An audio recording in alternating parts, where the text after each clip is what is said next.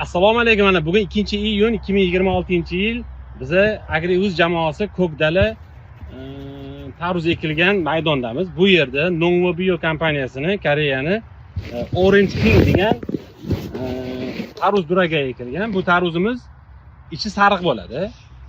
Mana shu 6-7 kilogacha bo'ladi atrofida. Ichi sariq, juda ham shirin. Buni yesangiz, ya'ni qizil yegiz kelmay qoladigan darajada shirin tarvuz hisoblanadi.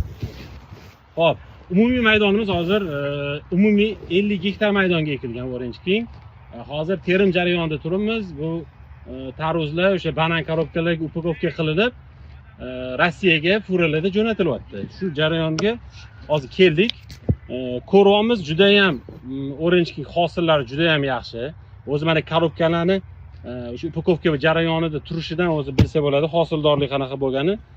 Har bitta paleda 3 ta, ba'zi joylarda 4 tadan ham meva tukkan holatlari bor.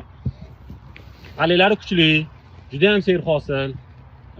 Eksportga mana jo'natsa bo'ladi. Mana bu fermerimiz o'sha mana 4-yil, bu yil 4-yil ekishyapti shu Ko'kdalaga, aynan shu Orange Kingga va hammasi to'g'ri Rossiyaga qarab eksport qilinyapti.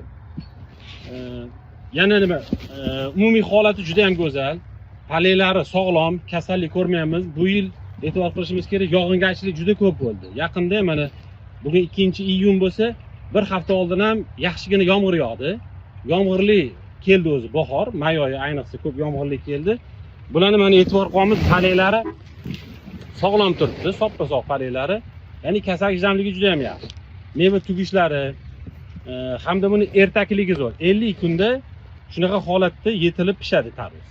Qo'shatini ekkan yerdan keyin 50 kunda keladi shu holat.